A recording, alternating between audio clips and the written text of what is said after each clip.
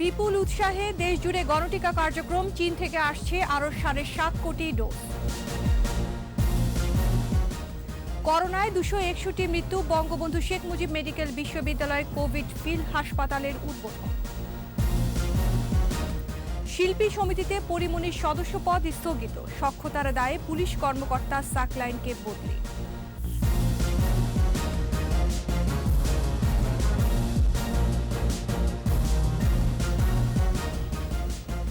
শুনছিলেন first security ইসলামী bank limited সংবাদ শিরোনাম। আমন্ত্রণ রাতের 21 সংবাদে। আপনাদের সাথে আছি আমি আশা সাবেরা। দর্শক, 21 টেলিভিশনের সংবাদ একই সাথে সরাসরি দেখতে পাবেন আমাদের ফেসবুক পেজ www.facebook.com/2124 অনলাইনে। 25 বছরের বেশি বয়সী সবাইকে টিকার আওতায় আনতে রাজধানী সহ সারা দেশে শুরু হয়েছে গণটিকা কার্যক্রম। চলবে 12 আগস্ট পর্যন্ত। স্বাস্থ্যবিধি মেনে ঢাকার 2 সিটি কর্পোরেশনের আওতায় প্রতিটি ওয়ার্ডে প্রতিদিন 300 জনকে টিকা দেওয়া হবে। জাতীয় পরিচয়পত্র বা সুরক্ষায় নিবন্ধনের কাগজ সাথে নিয়ে কেন্দ্রে আসার আহ্বান জানিয়েছেন সংশ্লিষ্টরা। রাসেল খানের রিপোর্ট। করোনা ভাইরাসের সবচেয়ে শক্তিশালী ভেরিয়েন্ট ডেল্টায় সংক্রমণ যখন সর্বোচ্চ পর্যায়ে, তখন টিকা গ্রহণ আর মাস্ক পরিধানে বিকল্প নেই। এমন অবস্থায় বেড়েছে টিকা গ্রহণের আগ্রহ। গণটিকা কার্যক্রমে তাই প্রত্যাশার চেয়ে বেশি উপস্থিতি। ঢাকার 2 সিটি কর্পোরেশনের আওতাধীন 129টি ওয়ার্ডে প্রতিদিন টিকা দেয়া হবে 300 জনকে।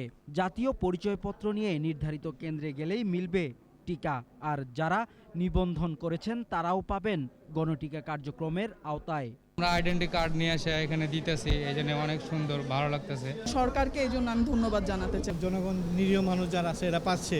স্বতঃস্ফূর্তভাবে টিকা দিতে পেরে খুশি মানুষ, তবে অনেকে লাইনে দাঁড়িয়ে না দিতে পেরে ক্ষোভ জানান। আমি ঢোকার পরে বলতাছি টিকা শেষ, আবার বাইর করে দিল যে আপনাদের হবে না কালকে।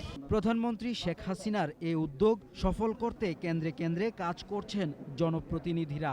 আমি কিন্তু আগে কোনো লিস্ট করিনি, যারা আমার আগে আসবে তারাই কিন্তু আগে যে যতজন আমরা এখানে টিকার আওতায় থাকবে ততজনই দিবে। পৃথিবীর বহু দেশ এখনো ভ্যাকসিন পায়নি, কিন্তু বাংলাদেশে এখন 1 কোটি মানুষ ভ্যাকসিন অলরেডি নিয়ে নিছে এবং প্রতিদিন ভ্যাকসিনের কার্যক্রম চলতেছে। মাননীয় প্রধানমন্ত্রী কারো কাছ থেকে অনুদান না নিয়ে পয়সা দিয়ে কিনে আনতেছে। কারণ একটাই, যে আমার বাংলার মাটির মানুষ যেন সুন্দর থাকে, সুস্থ থাকে। টিকা কেন্দ্র পরিদর্শনে গিয়ে স্বাস্থ্যবিধি মেনে সবাইকে টিকা গ্রহণের আহ্বান জানান ঢাকা উত্তর সিটি মেয়র।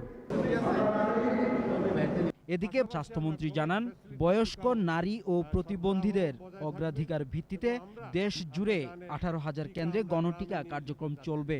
শহরের লোকেরা টিকা মোটামুটি পেয়েছে, সেই তুলনায় গ্রামের যারা দরিদ্র লোক, বয়স্ক লোক, তারা সেইভাবে টিকা গ্রহণ করে নাই। রাসেল খান, 21 টেলিভিশন, ঢাকা। চীন থেকে সিনোফার্মের 7.5 কোটি টিকা আসবে বলে জানিয়েছেন স্বাস্থ্যমন্ত্রী জাহিদ মালেক।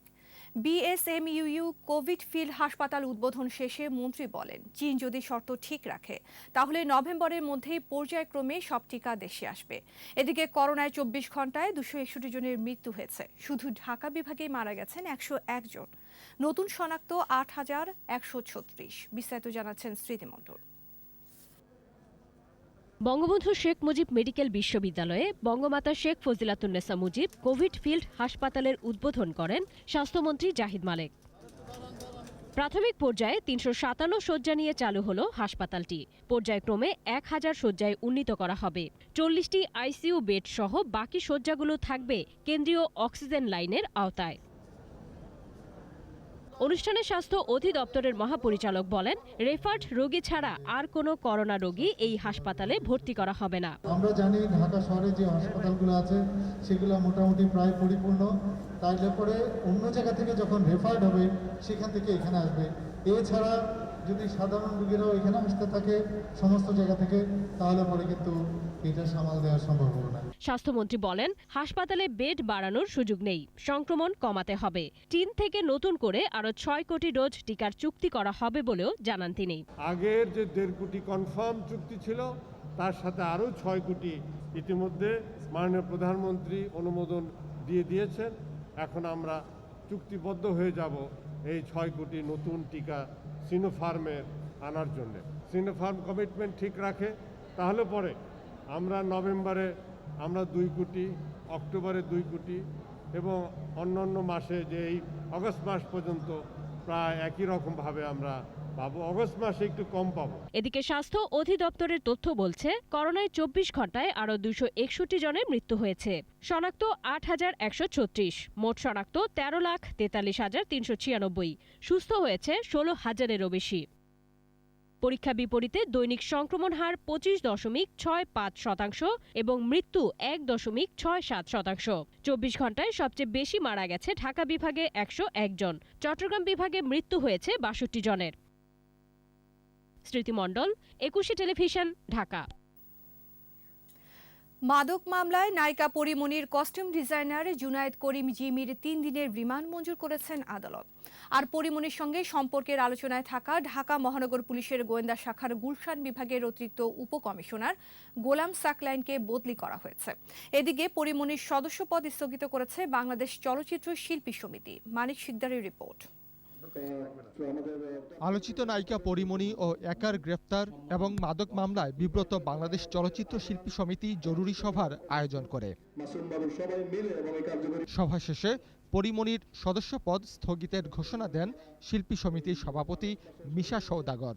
চলচ্চিত্র শিল্পী সমিতির কার্যনির্বাহী কমিটির ঊর্ধ্ব 7/8/2021 তারিখে গঠনতন্ত্রের যথাযথ বিধি মোতাবেক আপাতত তাদের সদস্যপদ সাময়িকভাবে স্থগিত রাখার সিদ্ধান্ত হয়। মাদক মামলায় গ্রেফতার পরিমণির কস্টিউম ডিজাইনার জুনায়েদ করিম জিমিকে শুক্রবার রাতে গুলশান থেকে আটকের পর ঢাকার চিফ মেট্রোপলিটন ম্যাজিস্ট্রেট আদালতে হাজির করে 10 দিন রিমান্ড আবেদন করে পুলিশ।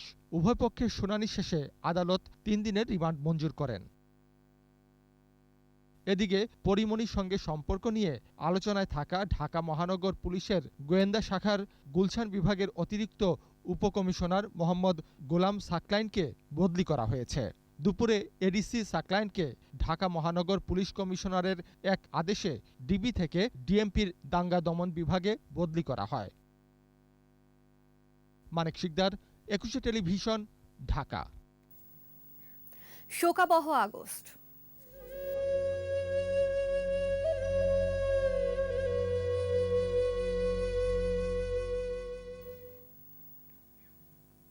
মহামারী করোনায় থমকে আছে বঙ্গবন্ধু হত্যার নেপথ্য কুশীলবদের উন্মোচনে কমিশন গঠনের কাজ।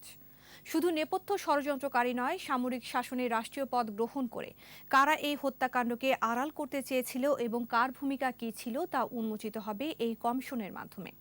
কমিশন গঠন প্রক্রিয়া কঠিন হলেও অসম্ভব নয় বলে মনে করেন আইন বিশেষজ্ঞরা। মুজিব বর্ষে 15 আগস্টের হত্যাকাণ্ডের নেপথ্যের দেশি বিদেশি পরিকল্পনাকারীদের মুখোশ উন্মোচন জরুরি বলে মনে করেন তারা। বিস্তারিত শাকির আরজুর রিপোর্টে। ৭৫-এ জাতির পিতা বঙ্গবন্ধু শেখ মুজিবকে সপরিবারে হত্যার নীল নকশার উদ্দেশ্য ছিল সদ্য স্বাধীন বাংলাদেশের অভ্যুদয়কে নস্যাৎ করা। 12 জন সামরিক কর্মকর্তা এই হত্যাকাণ্ডে সরাসরি অংশ নিলেও নেপথ্যে ছিল দেশি বিদেশি ষড়যন্ত্র। বঙ্গবন্ধু হত্যার পরপরই সামরিক আইন জারি করে অবৈধভাবে ক্ষমতা নেন খন্দকার মোস্তাক। খুনিচক্র মোস্তাকের সঙ্গেই ছিল বঙ্গভবনে। 16ই আগস্ট মোস্তাকের বেতার ভাষণের সময় উপস্থিত হয়ে আনুগত্য প্রকাশ করেন জ্যেষ্ঠ সামরিক কর্মকর্তারা। 24 আগস্ট সেনাপ্রধানের দায়িত্ব নেন মেজর জেনারেল জিয়াউর রহমান। মোস্তাক সরকারের মন্ত্রিসভার বেশিরভাগ সদস্যই ছিলেন বঙ্গবন্ধুর সর্বশেষ মন্ত্রিসভার সদস্য। এদের অনেককেই তুলে আনা হয় জোরপূর্বক। জিয়াউর রহমান ক্ষমতা গ্রহণের পর রুদ্ধ করেন বিচারের পথ। রাজনীতিতে পুনর্বাসন করেন বঙ্গবন্ধুর খুনি ও স্বাধীনতা বিরোধীদের। ভারতীয় কূটনীতিক শশাঙ্ক ব্যানার্জি তার বইয়ে লিখেছেন, ৭৩ সালেই জিয়াউর রহমান সিআইএর সঙ্গে ওয়াশিংটনে বৈঠক করেন। পৃথিবী তখন মার্কিন সোভিয়েত 2 ব্লকে বিভক্ত। জন্ম থেকেই বিভিন্ন দেশের সরকার উৎখাত আর জাতীয় নেতাদের হত্যাকাণ্ডে জড়িত ছিল সিআইএ।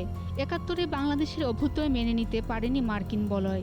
বঙ্গবন্ধু শাসনামলে স্বীকৃতি না দিলেও মোস্তাক সরকারের সময় বাংলাদেশকে আনুষ্ঠানিক স্বীকৃতি দেয় সৌদি আরব ও চীন। বঙ্গবন্ধু খুনিদের অনেকের বিচারের রায় কার্যকর হয়েছে, কিন্তু নেপথ্যে ষড়যন্ত্রকারীদের মুখোশ উন্মোচনে কমিশন গঠনের কাজ থমকে আছে মহামারীতে। বহুত লোকের মেমোয়ার্সের মধ্যে অনেক তথ্য খুঁজে পাওয়া যায় তারপরে আপনার কি বলে কংগ্রেস লাইব্রেরি যে কংগ্রেস লাইব্রেরি যে বিশাল লাইব্রেরি আছে আমেরিকা, সেখানেও অনেক তথ্য সেখানে আছে, সেখান থেকেও আনা যায়। বঙ্গবন্ধু হত্যার ব্যাপারেও কিন্তু খুনি জিয়ার ইনভলভমেন্টের প্রশ্নটি এসেছিল এবং সেখানেও কিন্তু আমরা অনেক সাক্ষী কিন্তু পেয়েছি। তো সাক্ষী এখনও আছে, তবে যতই দিন যাবে সাক্ষীদের সংখ্যা কিন্তু ততই কমতে থাকবে এবং সাক্ষী ততই দুর্বল হতে থাকবে। সুতরাং এটা আমাদের দুর্ভাগ্য, গত 1.5 বছর এটা সম্ভব হয়নি করোনার জন্য। আন্তর্জাতিক মহলে বঙ্গবন্ধু হত্যাকাণ্ডকে আভ্যন্তরীণ ঘটনা হিসেবে তুলে না ধরে বিদেশি ষড়যন্ত্রের বিষয়েও দৃষ্টি ফেরানো দরকার বলে মনে করেন আইন বিশেষজ্ঞরা। শাকেরা আরজু, 21 টেলিভিশন, ঢাকা। নিচ্ছি সংবাদ বিরতি, যখন ফিরছি তখন অন্যান্য খবরের সঙ্গে আরও থাকবে। আবর্জনা ডাম্পিং স্টেশনে জমা দিলে পথশিশুদের জন্য অর্থ পুরস্কার ঘোষণা ঢাকা উত্তর সিটি মেয়রের। আবারও আমন্ত্রণ রাতের 21 সংবাদে। পানি জমতে পারে এমন আবর্জনা পথশিশুরা ডাম্পিং স্টেশনে জমা দিলে অর্থ পুরস্কারের ঘোষণা দিয়েছেন ঢাকা উত্তর সিটির মেয়র আতিকুল ইসলাম। নগর ভবনের সংবাদ সম্মেলনে তিনি বলেন, ডেঙ্গু প্রতিরোধে সামাজিক সচেতনতার অংশ হিসেবে এই কার্যক্রম হাতে নেওয়া হয়েছে। মফিউর রহমানের রিপোর্ট। ডেঙ্গু ও চিকুনগুনিয়া প্রতিরোধে প্রতি শনিবার সকাল 10টায় 10 মিনিট নিজ বাড়ি ও আঙিনা পরিষ্কার করার আহ্বানে সংবাদ সম্মেলনের আয়োজন করে ঢাকা উত্তর সিটি কর্পোরেশন। এ সময় উত্তরের মেয়র বলেন, ডেঙ্গু ও চিকুনগুনিয়ার প্রকোপ থেকে রক্ষা পেতে সচেতনতার বিকল্প নেই।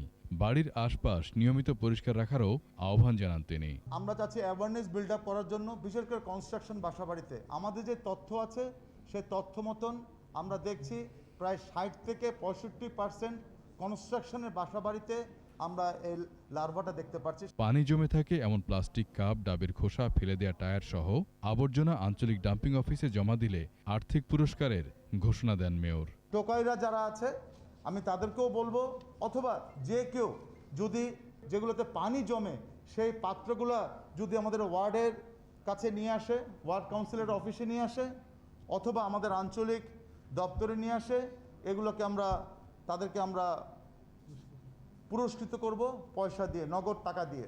ডাবের খোসা 6 টুকরো করে না ফেললে ডাব বিক্রেতাদের বিরুদ্ধে ব্যবস্থা নেওয়ারও হুঁশিয়ারি দেন উত্তরের মেয়র। যদি 6টি টুকরা করে না কাটে সে ডাবওয়ালাকেও আমাদের সেখানে কোনো ডাব বিক্রি করতে পারবে না। মফিউর রহমান, 21 টেলিভিশন, ঢাকা। এবার প্রবাসের খবর।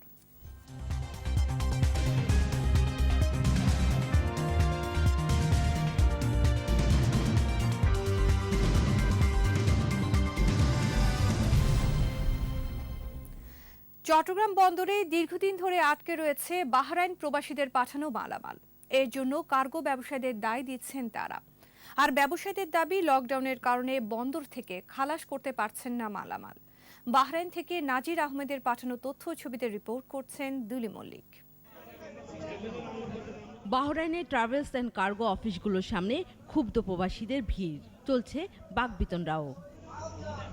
তাদের অভিযোগ, প্রায় 8-9 মাস আগে দেশের স্বজনদের কাছে প্রয়োজনীয় মালামাল পাঠালেও এখনও তা পৌঁছায়নি। বারবার আশ্বাসের নামে তালবাহানা করছেন কার্গো ব্যবসায়ীরা। ডিসেম্বরের 27 তারিখে পাঠিয়েছি, এখন পর্যন্ত আমাদের জিনিসের কোনো খবর নেই। তারপরে টেলিফোন করলে এরা টেলিফোন উঠায় আজকে না কালকে না পরশু এই বলতেছে। এই পর্যন্ত আমার সামান দেশে যায় না, কার্গোতে আসলে বলে আজ দিব কাল দিবে, এই পর্যন্ত আমার 1000 ডেট দিছে, ঠিক আছে। আমার সামান এখনো পাইনি, আমার অনেক সামান নষ্ট হয়ে গেছে, আমার এই সামান ড্যামেজ দিবে কে? যখনই লিনাসটা বলছে যাই তখনই এরা আমাদেরকে 10 দিন 15 দিন, এই মাসের লাস্টে আগামী মাসের প্রথমে এইভাবে আমাদেরকে বাড়াতেছে। অনেক কার্গো ব্যবসায়ী বন্ধ করে রেখেছেন নিজেদের প্রতিষ্ঠান। এ অবস্থায় মেয়াদ উত্তীর্ণ হওয়া সহ আদৌ ওইসব মালামাল পৌঁছবে কিনা তা নিয়ে শঙ্কায় অনেকে। আমরা সামান্য বেতনে চাকরি করি, এত কষ্ট করে এত শ্রমের টাকা দিয়ে আমরা সামানগুলা দিছি দেশে, সামানগুলো এখনো পাইতেছি না। কিনা জিনিসগুলো পাঠিয়েছে, হয়তো ওইসবের ডেটটাও শেষ হয়ে যেতেছে।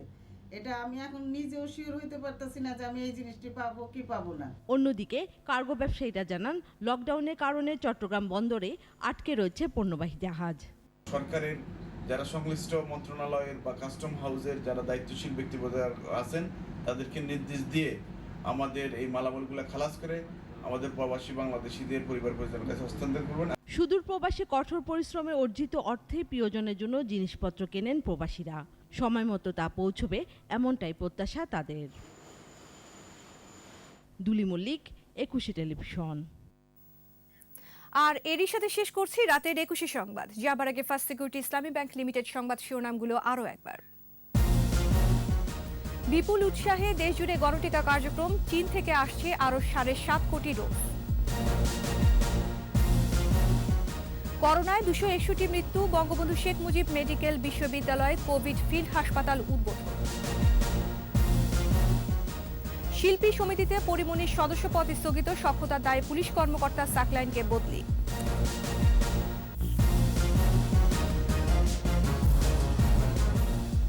সর্বশেষ খবর জানতে ডায়াল করুন 2021 নম্বরে আর ভিজিট করুন 21tv.com এই ওয়েবসাইটে। এছাড়া ফেসবুকে লগ ইন করতে পারেন facebook.com/2124 অনলাইনে। 21-এর খবর দেখুন, 21-এর সাথেই থাকুন, স্বাস্থ্যবিধি মেনে চলুন, সুস্থ থাকুন। ধন্যবাদ।